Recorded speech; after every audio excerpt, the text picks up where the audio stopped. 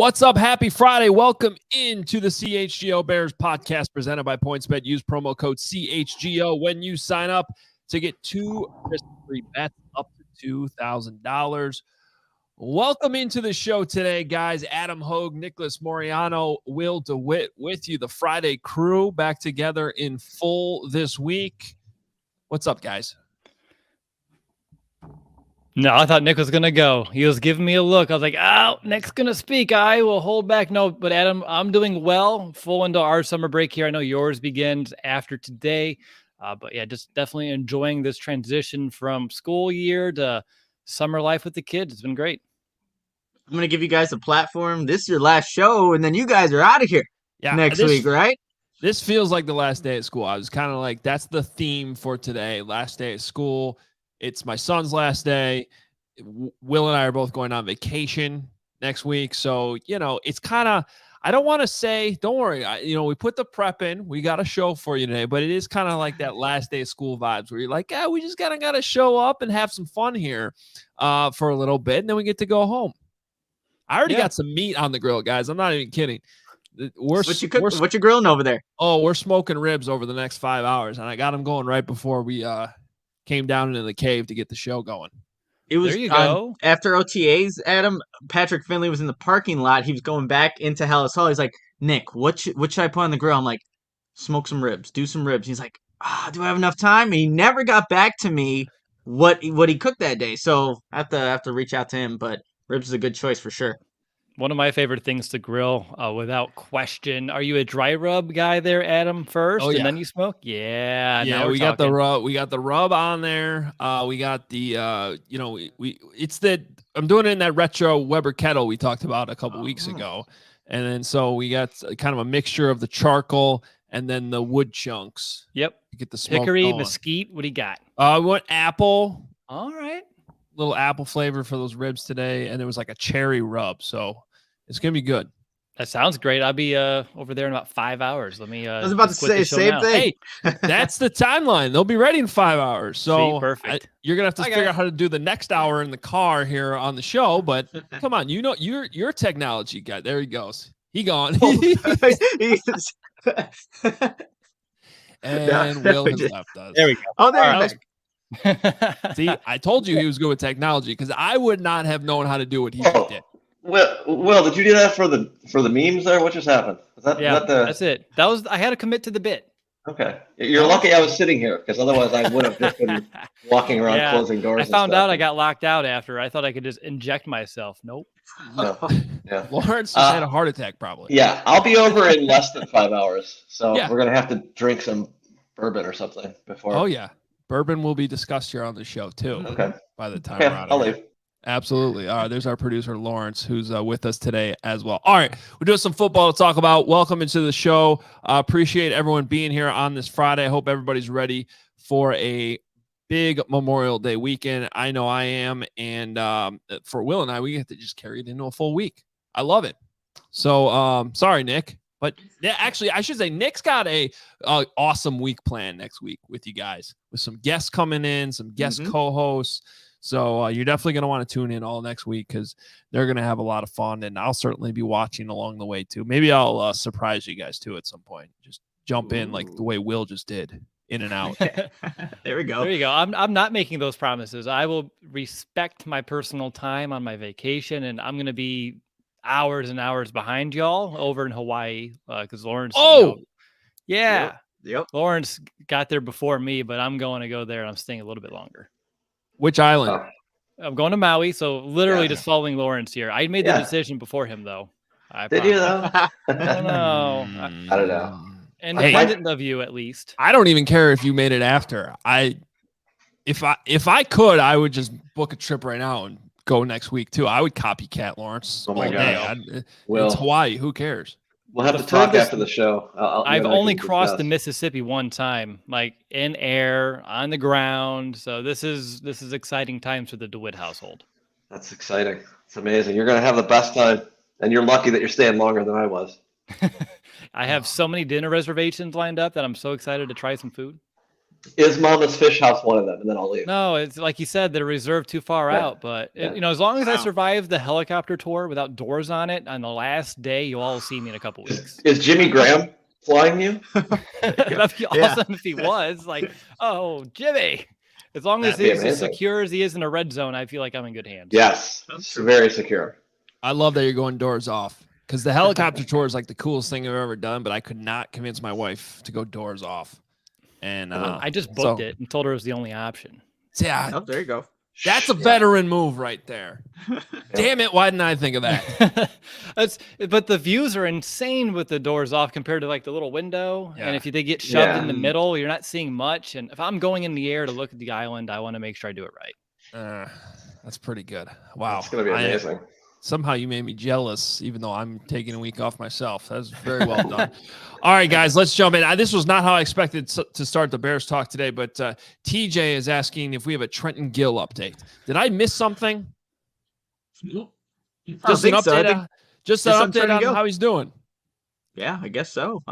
There's nothing to update, to be completely honest. So sorry for the lack of Trenton Gill updates right now.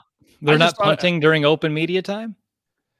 They are, and I guess there's an expectation that I should be like charting each and every punt, but right now he's the only punter on the roster, so it's his job. Yeah. I'm not seeing anything. I'm like looking at Twitter. Did something happen with Trenton Gill? No. So no Trenton Gill update. Sorry about that, you guys. That's awesome. All right, guys, where we are going to start the show today, though, is a player you may have heard of. His name is Justin Fields. Chris Sims, does a good job for NBC, and here's why I like going back to Chris Sims all the time on Justin Fields, because he was against Justin Fields coming out. Like he had him ranked low. Like, I mean, he still liked him, but he didn't like him. I don't even think he had a first round grade on him, if I'm remembering right. He had him like 5th on the list. I don't want to make things up now at this point, but that's well documented. He would tell you that. And so now he had already by the end of last season come around and admitted, yeah, I kind of missed here. He's good. He's going to be good. And that's despite, the struggles we saw offensively, and we've talked about endlessly on the show. So we thought we'd start with this today because Chris Sims has been counting down his top 40 quarterbacks going into this season on his podcast, Chris Sims Unbuttoned. And here's a look at where he's been at so far with his top 40. And he just got to Justin Fields at number 23. Now, I think just first blush where he's at, what he did last year, like 23 seems reasonable. I think we all think he can move higher than that. But we've seen some other rankings where, certainly if you look at DVOA and things like that that we've talked about, he was 32nd out of all the starting quarterbacks last year. So there's a respect level a little bit here at 23. And then when you add in the fact that last year, Chris Sims had him at 39, that's a 16. That's jumping up 16 spots despite really not putting up big numbers last year. So in that type of context, this is actually Chris Sims giving Justin Fields a lot of credit and coming around on the guy. Guys, your initial reaction to where he sits on this list and that type of improvement that a quarterback voice that I respect in Chris Sims had on Justin Fields after what we saw last season. Yeah, I think it speaks volumes, as you said, Adam, for him to kind of come around here a bit. To me, if he's winning over Chris Sims, that's a great sign for things to come. When I saw that list, what excited me as a Bears fan would see him over a Trevor Lawrence. I think that's exciting. The former first overall pick last year in the same draft class. I know he's right behind Zach Wilson, but I also saw Fields above Trey Lance by a decent bit, which I know hasn't seen the field. Davis Mills was another obvious, but seeing him over like a Marcus Mariota, Mitchell Trubisky, it's exciting, I would say the least. And again, to have that jump despite the performance on the field last year, which we knew wasn't great, but a lot of external circumstances probably keeping him pinned down a little bit more than we would like. And then honestly, I like the number 23 in Chicago, guys. I think it's a special number, and the fact that he's there, again, I believe numbers have a lot of power, and I like where he's at. Yeah, and just again, credit to Chris Sims for in the middle of last season actually admitting like, hey, Justin Fields was too low. I have the quote here. He said on his podcast, Chris Sims Unbuttoned, I'm already feeling as far as all the quarterbacks in my rankings that I'm the most wrong about him being Fields. I know I made him 5 to 6 to begin with, and that's the one I'm looking at the most. And so we recognize that. And I think this also reflects that I think collectively, nationally, a lot of people are down on the Bears and their offense. I wonder, it seems like, but just Justin Fields in general, there's more higher regard for what he can do than what maybe the offense collectively can do. If you guys get what I'm saying here, just with his traits and potentially what he can become as a quarterback. Now at 23, I look at the two guys ahead of him, Zach Wilson. And, Adam and I, we've talked about this before. Like, Zach Wilson, I had him higher ranked just based off of last season. And there's obviously year 2. We'll see what these guys can do. But Daniel Jones is the interesting one for me. It is actually his birthday today, so happy birthday to Daniel Jones. We're talking about him today, but he told me he's watching today too, so I'm sure. Okay, good. So I have a question, like I wonder how much better. Obviously, only 2 spots in Chris Sims' rankings, but we still need to see a lot from Daniel Jones. In my opinion, I think the Giants do collectively to see, like, are you confident in him being the franchise quarterback moving forward? Because I think up until now, there's just a lot of questions of what he can become. They haven't done a very good job, like the Bears, surrounding him with talent, the offensive line, and things like that. But where he's ranked 23 and the guys below him, it's a lot of quarterbacks that have moved on from former teams that were former first-round draft picks that are now getting like another opportunity somewhere else. So seeing where Justin Fields is ranked, I think is good enough for now. And then just look at the other guys that are not on his list yet. We compare some of those guys. It's like, okay, I can see why he's 23. I just want to reiterate just real quick, like, he's one of the younger players on this list, and he's 23rd. And some of the people below him were drafted very high in their draft classes. Mentioned Lawrence was first overall. Winston, same thing, first overall. Trubisky was second. Marcus Mariota was second. Tua was 5th. And Jared Goff was the first overall pick. Mm-hmm. And he's only in his 2nd season. So for him to be above players of, I would say, that caliber, again, like, even though he's going into a new scheme, going into a new system, and last year the results weren't great, the fact that Sims sees enough here to put Fields over a lot of these players that have a lot more experience, were drafted higher in their respected years, that should excite people to see, because it does to me. Let's Lawrence, can we see the list again? Can you pop it up just so we can kind of take a look? Because I know this is what we do with lists and everybody debates them. To me, the only one that jumps out that I definitely disagree with is just Daniel Jones being 21st. Regardless if he's ahead of Justin Fields or not, I just don't think he's that good of a quarterback, and I would have him lower in the 20s for sure. But like, I would have Tua still. I would have Tua over Daniel Jones. I would have Jalen Hurts over Daniel Jones. When we get into the Zach Wilson, Justin Fields, Trevor Lawrence, like, I'm willing to put them in any order at this point. I'm not gonna. I still like Zach Wilson. I think if you paid attention to the Jets late in the season, I don't know why anyone would have done that. But you saw Zach Wilson get better. That's the same thing though for people outside Chicago on Justin Fields. True.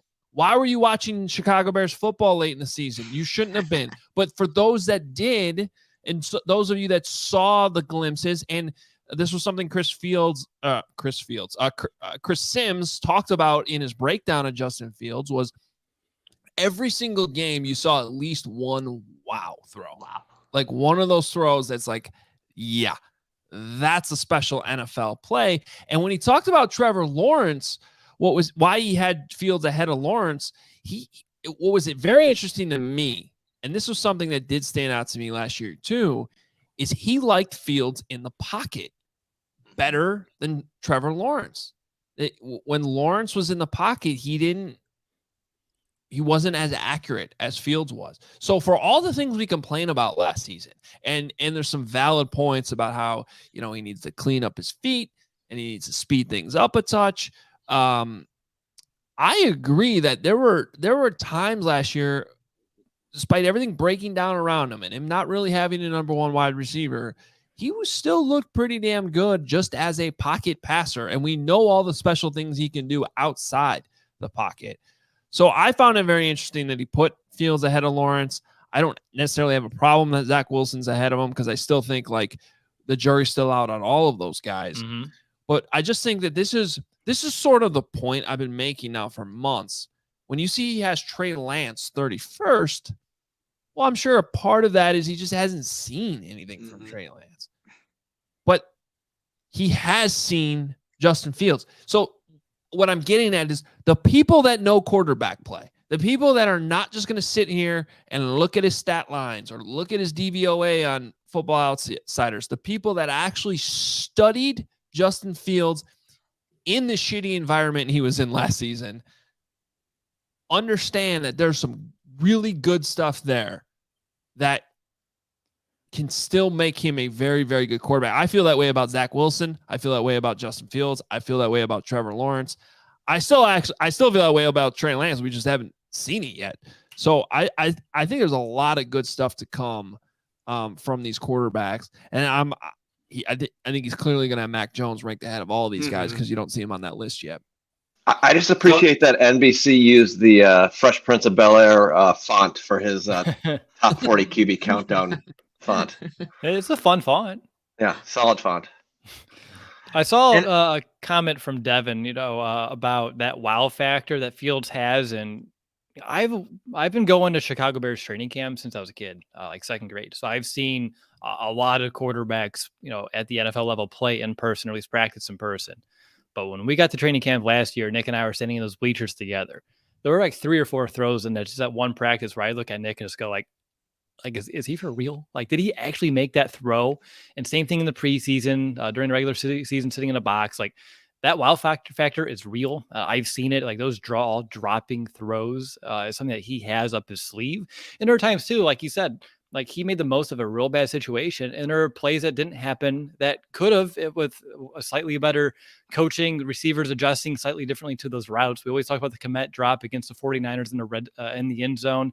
There are other balls down the field where a receiver breaks in, but Justin was looking right, and it looks like Justin was making the right read. So getting everyone on the same page, getting some of this chemistry built up, like, yeah, he's going to be able to tap into a little bit more here this season, and we'll see that on the stat sheet. But like you said, Adam, like the fact that the people who evaluate quarterbacks see the growth or see the potential now with this one haphazard year, that's a really good sign for things to come for Justin.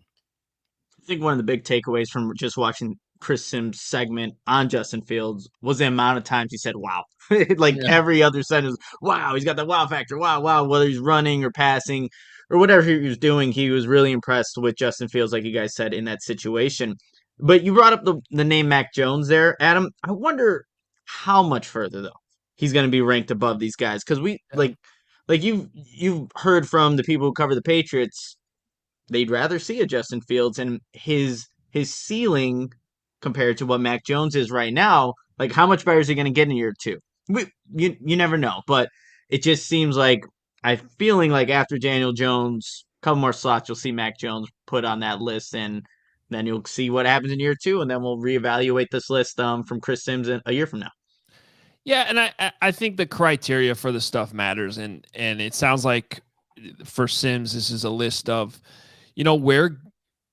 where guys are at right now, a combination of what they've done so far and what their potential still is. And so, yeah, I think Justin Fields is going to be better than Mac Jones in the long term. I think that's the same thing about Zach Wilson and Trevor Lawrence too, and probably Trey Lance.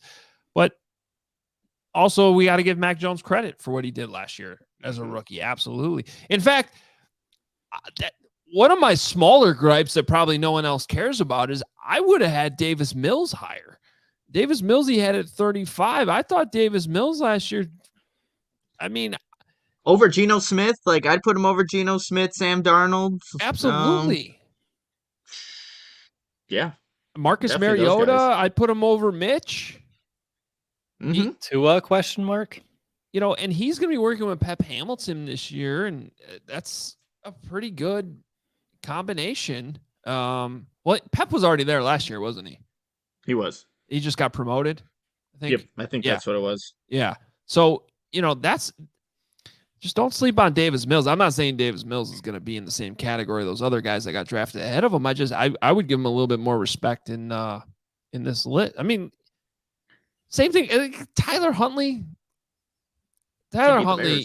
He did a good job coming in relief, but to me, that was a product of the scheme and a really good ideal backup to have.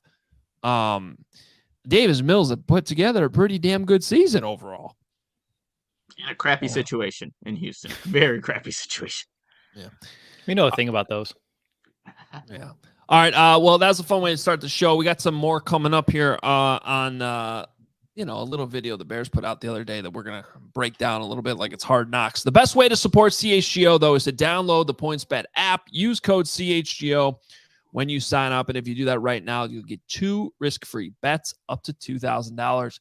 But that's not it. If you make a $50 or more first-time deposit, you'll receive a free CHGO membership, which unlocks all of our web content, and you'll even get a free shirt of your choice from the CHGO locker. So that's $2,000 in free bets, a free CHGO membership, and a free t-shirt from the CHGO locker, all for making a $50 or more first-time deposit at PointsBet. Any questions, you can email pointsbet@allchgo.com. We will help you out. Your home for live in-play betting just got even better because PointsBet has the live NBA same-game parlay. For the first time ever, you can build the perfect live NBA same-game parlay only with PointsBet.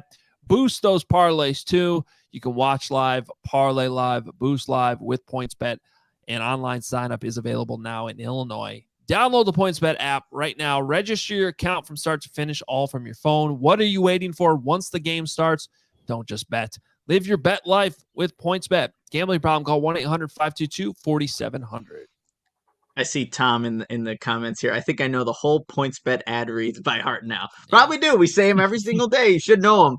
And you should know this one too. Chicago sports fans, if you aren't a member of our CHGO family, what are you waiting for at this point? You should be able to recite this one as well. Members will have access to all of our premium content from all of our great writers. You also get a free t-shirt of your choice when you become a member of the CHGO family, and you get access to the members only Discord, the CHGO Lounge. And of course, we have podcasts and live shows on every team, every day. So you got to have that bell notification on YouTube. Make sure you're following all the Twitter accounts. Follow our Instagram page as well. And yeah, we're on TikTok too. So make sure you're following that too. But we have all your Chicago sports content. So come join this amazing family that is constantly growing here at CHGO. All right, guys. The Bears put out another episode of their 1920 football drive series, which is kind of like their own in-house Hard Knocks. Of course, PG version. Yeah, it's shot and produced by the team, but they do give you a little bit of a inside look at some of the processes that were going on. You got to see inside the draft room. You got to see some of the scouting work done at the combine, which was interesting. So it doesn't quite go to the levels of Hard Knocks, which is still kind of heavily edited and geared towards not creating too much controversy with the team. But still, there's some interesting stuff in there. And I know you guys want to talk about it. So, Nick, what was your biggest takeaway from watching this? It's about a 25-minute episode.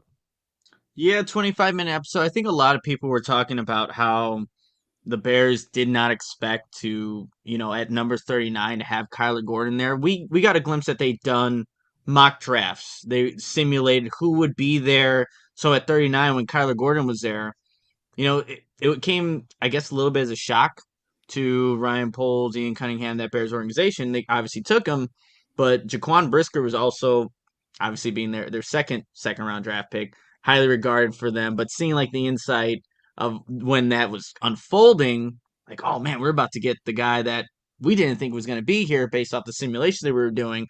So I saw a lot of Bears fans kind of talking about that when they did release this 1920 football drive.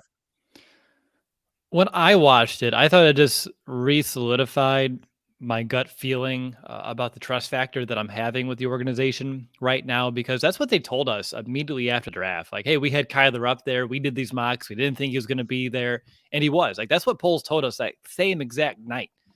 And we watched it, and he wasn't kidding. Like, that's exactly what happened. They talked about it in the room, and it was right there for all of us to see. So it's that transparency that I'm really respecting right now and appreciating from this Bears organization, from Ryan Poles, from Coach Flus. The other thing I noticed when it came to that draft pick, I don't know if it was edited, but did it seem like they put that pick in within 1 second? It was like, all right, the pick is in. We're on the clock. And Poles send it in. Joniak said in his narration that they sent it in with 7 minutes on the clock. Okay. Because like how they said it, like on the phone, it was, hey, their pick is in. We're on. Wait, in the second round, that's how much time you have, right? 7 minutes? Is it that or isn't that in the third? I think it goes down to... It does, because the first round's now 10, right? Yeah, so I thought it went down a little bit in the second round. Yeah. It was 7 minutes in the second round. Oh, yeah, they must have immediately. Yeah. That was fun to see. Like the conviction, like we've heard that word, but I saw it in action here for the first time where it's, hey, we're on the clock. He didn't second guess it. He didn't sit there wondering what we need to do. Should we wait for a trade offer? He had someone, and Kyler Gordon, who was top of their list when the second round started. He was there. And then it took him 0 seconds to make that decision. Like that man knew exactly what he wanted. And I respect the hell out of it. Well, and another thing too, because that I think applied to the Jaquan Brisker pick as well, which I'll mention in a second. But going back to the mock draft, so that's for those that haven't watched this yet, it's a comment from Ian Cunningham on the episode where he actually turns to Ryan in the moment, like as they're making the pick, basically, and saying like, "Dude, we kept mocking that, and we didn't believe that it would happen." That's something I had heard. Shortly after the draft, actually, guys, that not only did that happen, but where their mock draft simulations would like lead to Kyler Gordon, but they didn't believe it to the point that they were actually like basically throwing those ones out. Right. Because they were like, like when you and I, or any of us would run like one of those mock simulators and would be like, there's no way that's possible. Like, come on, like, let's have some common sense here. We're not going to, go to that extreme. Like they kind of live that in real life with Kyler Gordon, it seems like. So then they got him. And then here's a question I want to ask you guys, because I was a little confused actually with like the sequencing of some of the editing, but didn't it seem like they're like, yeah, we'll take Kyler Gordon and then we'll take Jaquan Brisker with our next pick.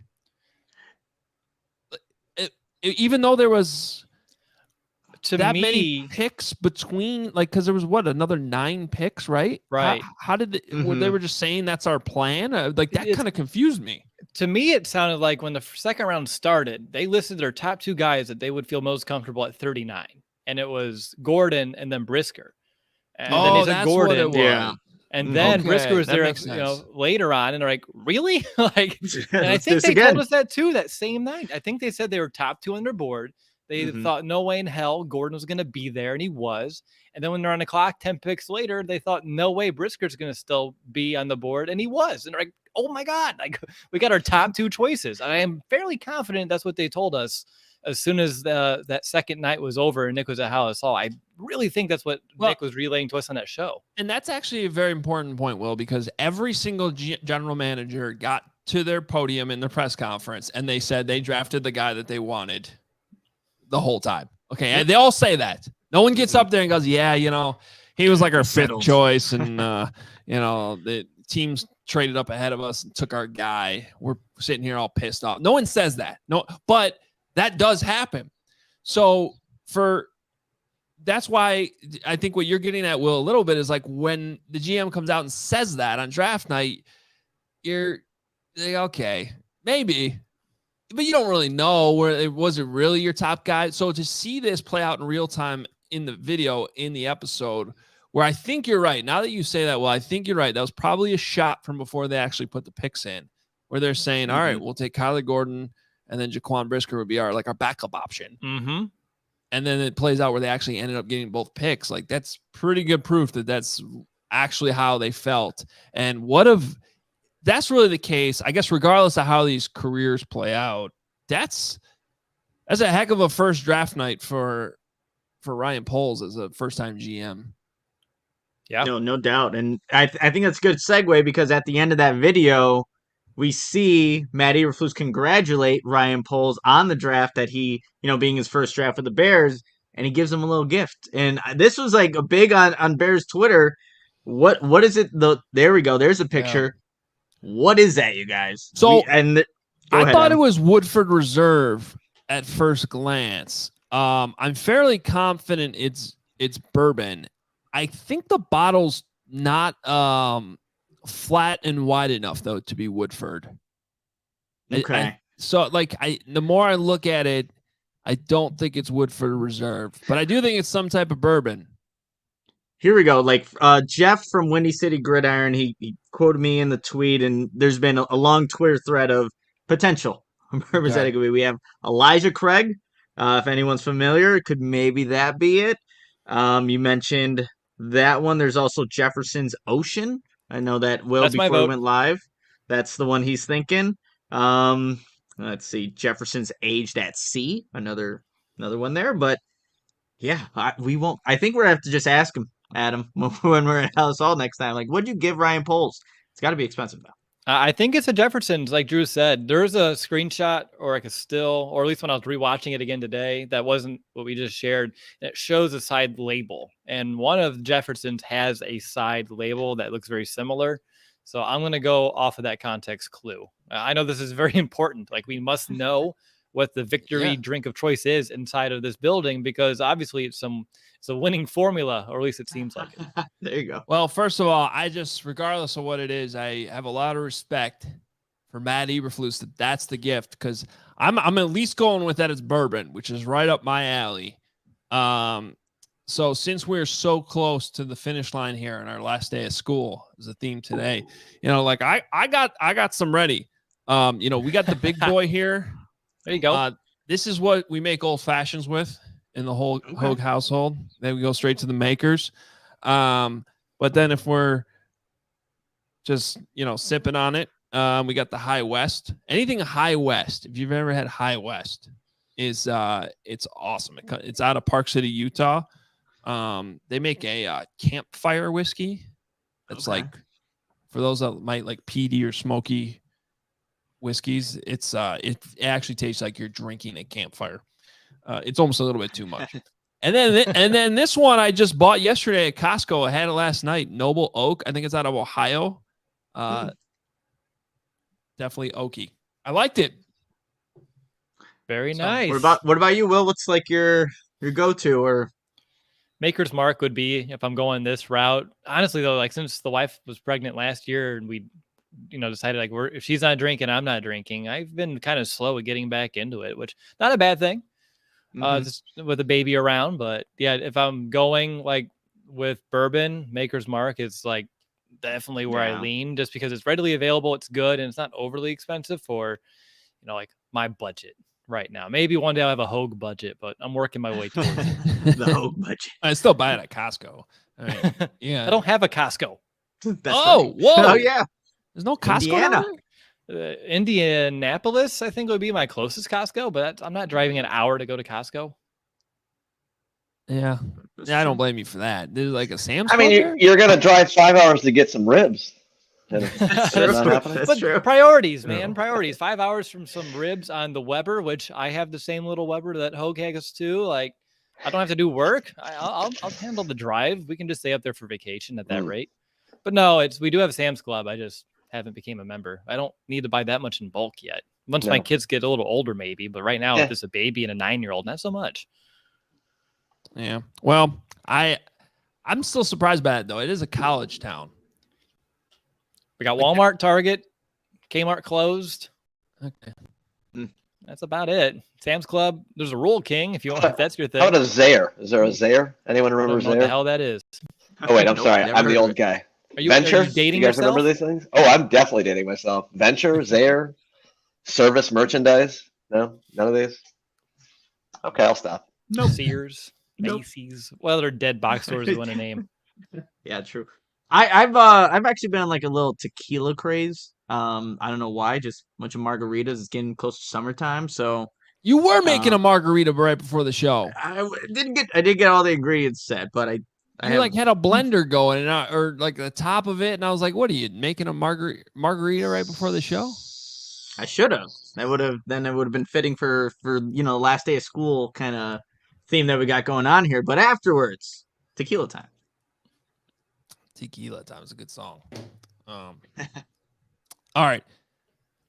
The other thing that stood out to me from the 1920 football drive show was just they kind of focused on Justin Jones as like their sort of featured player and his arrival at Hallis Hall on the first day of the offseason program.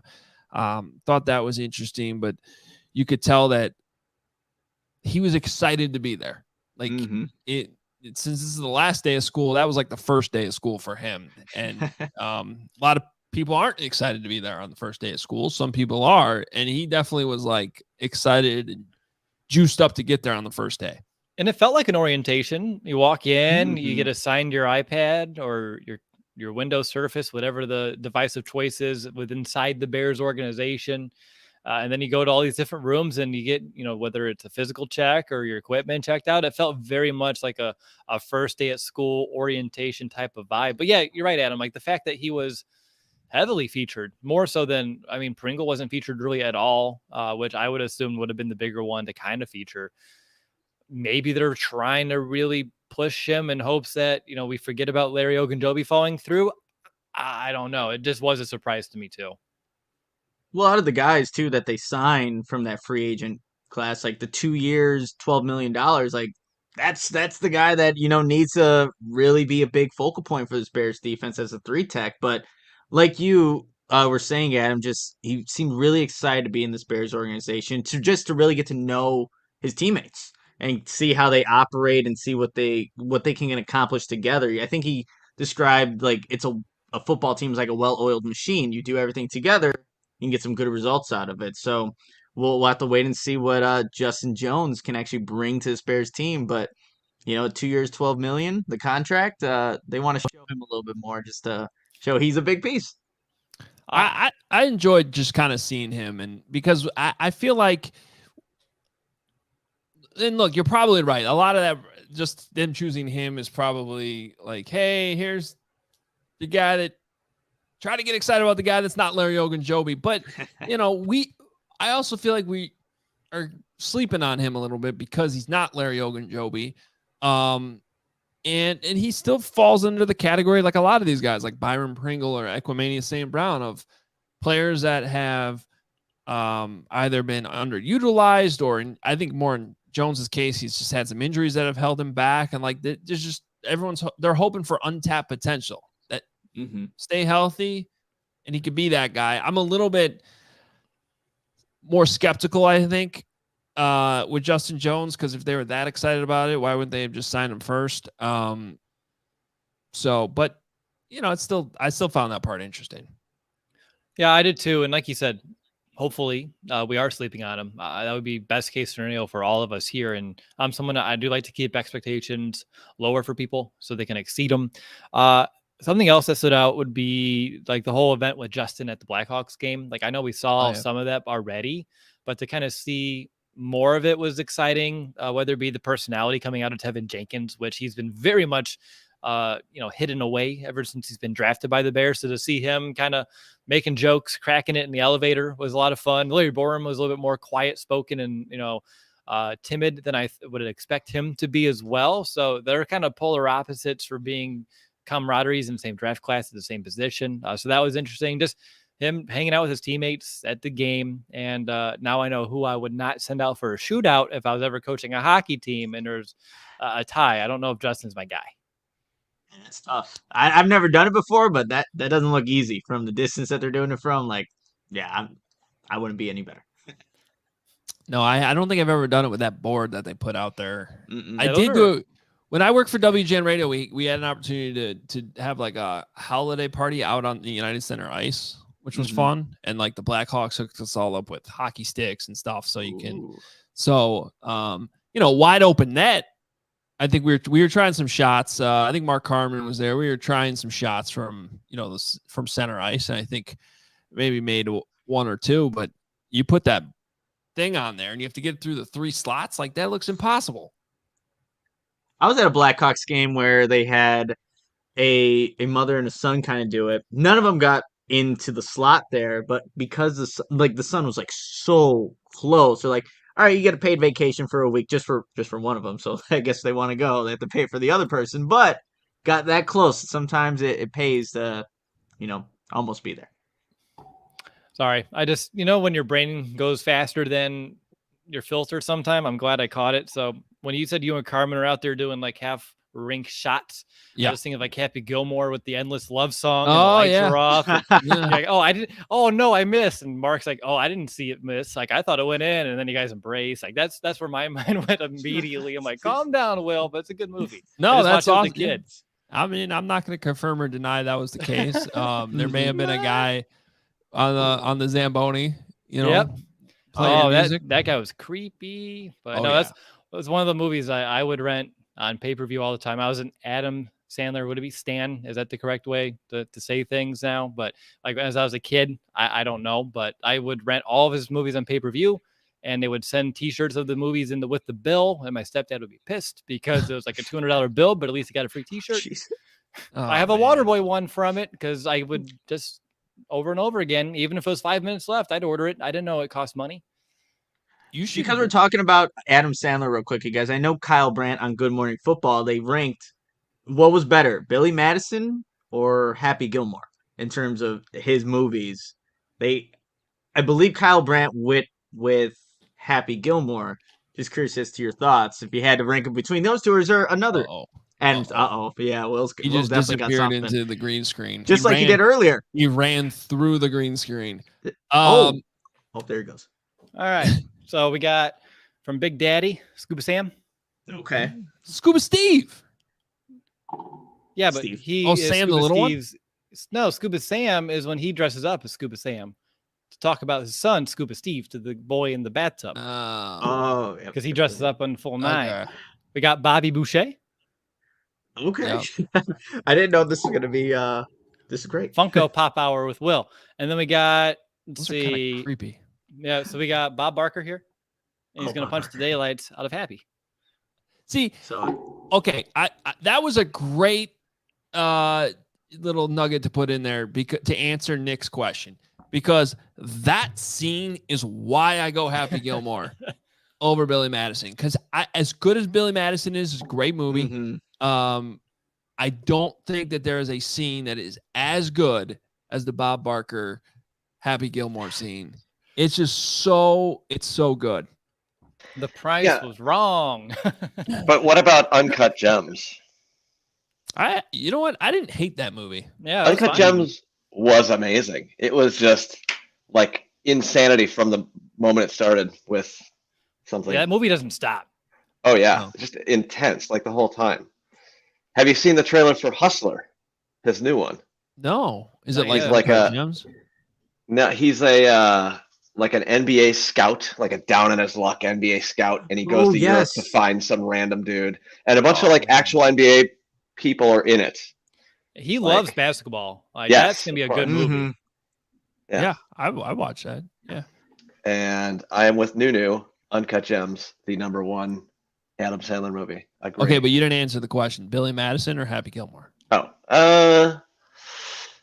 Probably Happy, just for Carl Weathers. Damn it, my brain today. Now I'm thinking of you asking the question, and if he's correct, then you're taking your shirt off on the show, Adam. Like Happy, just correct. Like Billy Madison. That is correct, Chris Farley. Correct.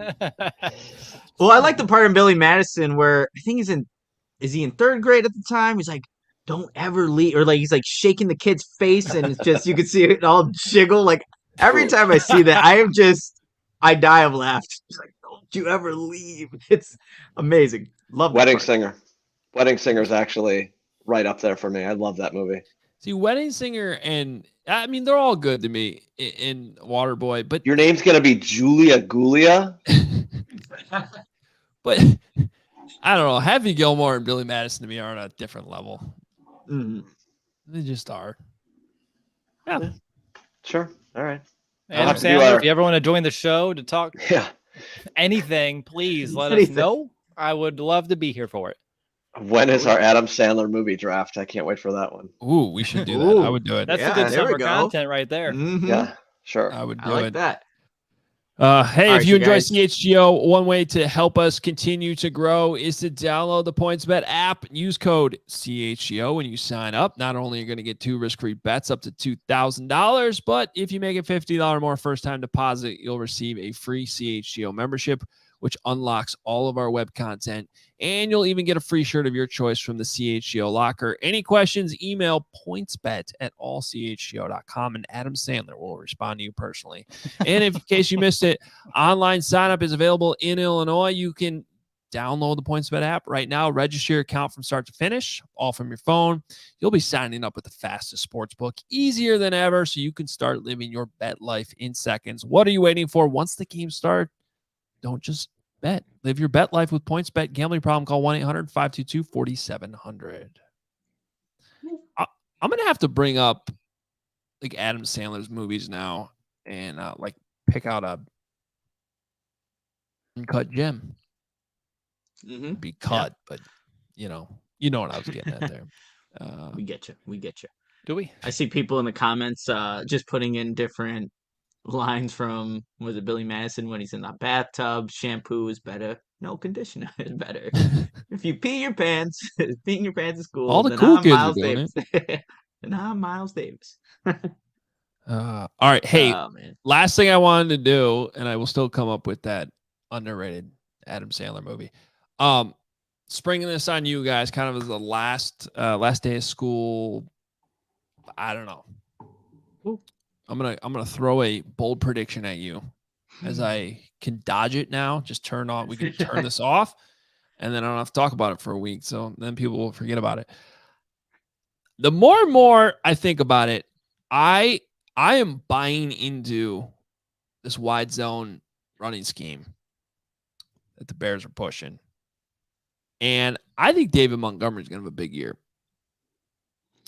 And do you guys know what his top rushing yards are in his career so far in the season?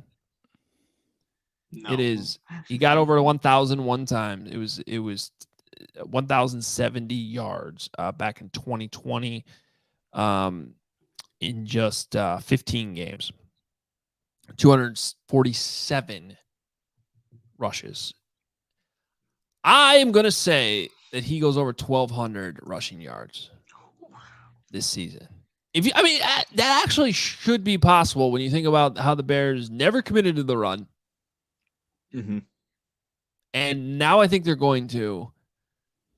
And I'm willing to say 1,200 yards, 10 touchdowns for David Montgomery. His career high is 8. He had 6 as a rookie, 8 in 2020, 7 in 2021. Okay. I like that, Adam. I'm looking at, so he got that in 2020 when they were now there's an extra game to do so, right?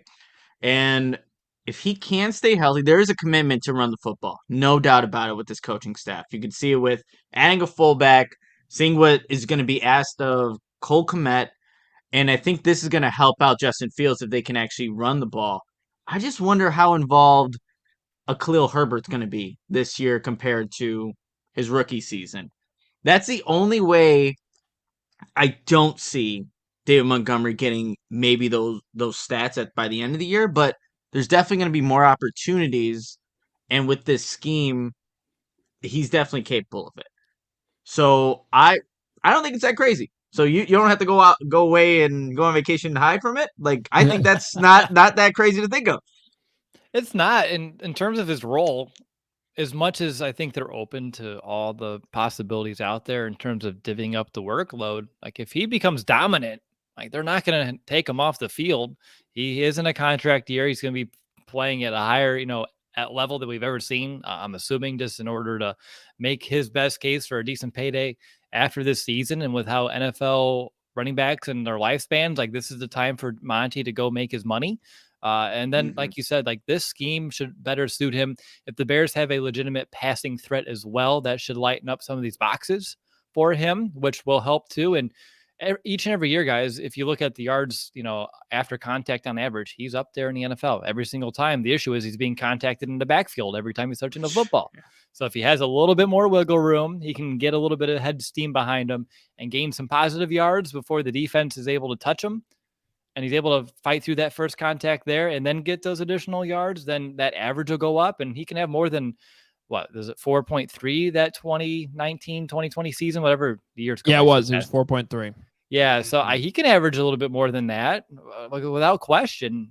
So yeah, I don't think it's outlandish at all, Adam. That's a fun one. And now I'm excited to watch Monty eat come this season. There you go.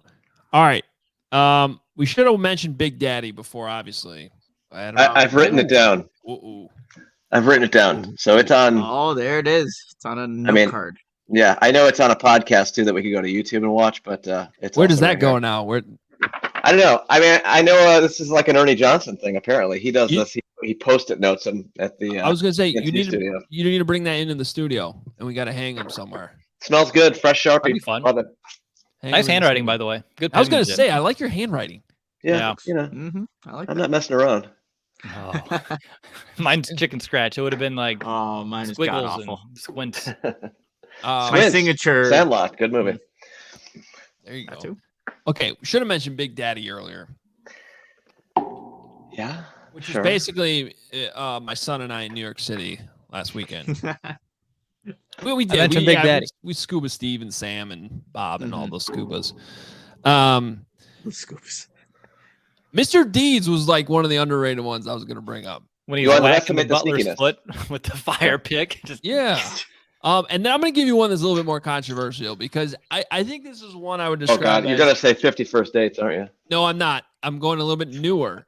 And something with Kevin James. Oh, don't say it. This is going to be one that I think I'm probably going to admit is not a good movie, but I still enjoyed it. Is that fair to say? Is it the Halloween movie? No, it's the murder mystery Netflix movie he did with Jennifer Aniston. Did you guys see that? I don't even know how many people watched it. It probably wasn't bad. I turned that on going, this is going to be awful. And I actually enjoyed it. I'll have to check it out now. I mean, I haven't seen it. I haven't had a want to see it, but maybe they go overseas and deal with some mystery murder.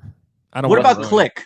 What about Click? God, stop it. Just stop it. Like it gets like when I was younger, I used to watch anything with him and Kevin James. It's just a money grab garbage. Don't ever watch that stuff. Don't give it to him.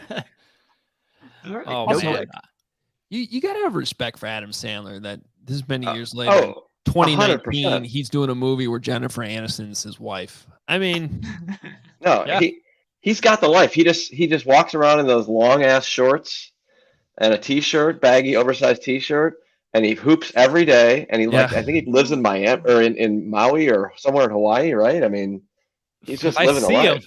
If I see him after all this, like we'll have to show him this. You better get him on the pod. Yeah, no kidding. Yes, wow. Yeah, you have to actually get him on the pod immediately. Like just call in. You know, I'll get you a link. Jesse's throwing out Hotel Transylvania, which for a kids series. The first one ain't bad. The second one's okay. The third one, but Hotel Transylvania for a kids movie ain't bad. Hey, what was that one? 8 Crazy Nights? Yeah. Sure. Okay. That's another interesting what? That's a technical foul. Come on, like it's catchy. Did you know he was on the Cosby Show? Yes. Okay. No. Was he the kid on his knee? No. No, it's a couple episodes in 87 and a couple in 88. Yep. Smitty. Okay. Nunu asked about Grown Ups. There was a summer, you guys, where Grown Ups was on literally every single day. And that's why, like, I mean, it's not that great of a movie, but it was like you turn on TBS or whatever, and Grown Ups was on. It was always the same scene, too. You know, like, am I in like a constant loop? What's going on here? You're in the Matrix. I'm not sure I ever watched Grown Ups. It's crazy. It sounds so much. I'm looking at the trailer right now. I mean, come on. It's the answer is Uncut Gems, Wedding Singer, and then we'll go with I'm already just blanking on the golf movie. Happy Gilmore. Happy Gilmore. I'm sorry, my brain is broken. I'm with you on Uncut Gems. I can't put them ahead of like the legendary comedy movies of the 90s, though. I mean, that's the sweet spot. He did. I liked it growing up. The Longest Yard, that remake. That Yeah. was that was fun. I mean, it's the same movie as the one they made in like the 80s, but it was. And then I found out about the original and watched that, and I enjoyed it too. But that's like way back in the day. Still going to like the movie store, like a Blockbuster, which I found my Blockbuster card the other day, by the way. Wow. Oh, Yeah, what are you gonna do with it? I think I put it back in a tote with all my like life collectibles because one day like it's only gonna get weirder to see. Oh yeah, it's kind of like my USFL pennants, right? Yeah. True. Someone's gonna bring back Blockbuster somehow. I do feel like I have a Blockbuster card around here somewhere in our house. Like I think my wife gave it to our daughter as like just something to like use as a card. There you go. See where this gets you. I think I once got into a bar with a Blockbuster card. Sure. Yeah. All right, guys, I gotta go check on my ribs. Oh, sounds good. So I gotta get in the car and head up. Head up your way. What's the address? We're heading over. I'll save some of this for you too if you come by. I don't want the Costco stuff. Give me the drive to Vernon Hills. It's bought at Costco. It's not Costco. Sure, I saw a Kirkland brand on there. I saw. Don't sleep on Kirkland brand. No, I know. By the way, Kirkland brand is good. Yeah, they're it's like the same thing, right? Like the vodkas, Tito's, and Nick. Their tequila, the Kirkland tequila, is like legitimately some of the best tequila I've had. I've definitely had it before. I like it. It's good stuff. All right, guys. I'm out of here. I don't know about you guys. I'm leaving. I'm gonna go check on my ribs. Enjoy Memorial Day weekend. Nice shirt, Lawrence. That's the sweetness shirt. Will, enjoy your week off too. Appreciate it. Yeah, week and a half. So I'll see y'all June 12th. Whew, man. Take. Oh, I am jealous. Sprung that one on me. I'll be here. Enjoy Hawaii. That sounds amazing. Thank you, Nick. You got any teasers for next week you want to share? I think there's teasers all week long. You just gotta tune in, you guys. That's all I'm gonna say. Tune in each and every day. Ooh, could be something new every day. You don't want to just tease like a clue or anything. You probably can't. You'll just do that on Twitter. Yeah, we'll do it on Twitter. You'll just have to tune in. Like, oh, there's a new. Okay, so it'll be a surprise each and every day. Yeah. All right. Well, we're off Monday for Memorial Day. Hope everybody enjoys the weekend. There will be a special episode dropping, though, over the weekend. I think on Sunday, where Nick and I talked about our favorite Bears memories growing up. So you can check that out, audio only. And then Nick's back Tuesday with a surprise guest. We'll find out who it is. 1:00 Tuesday. Talk to you then. All right, y'all. See you later.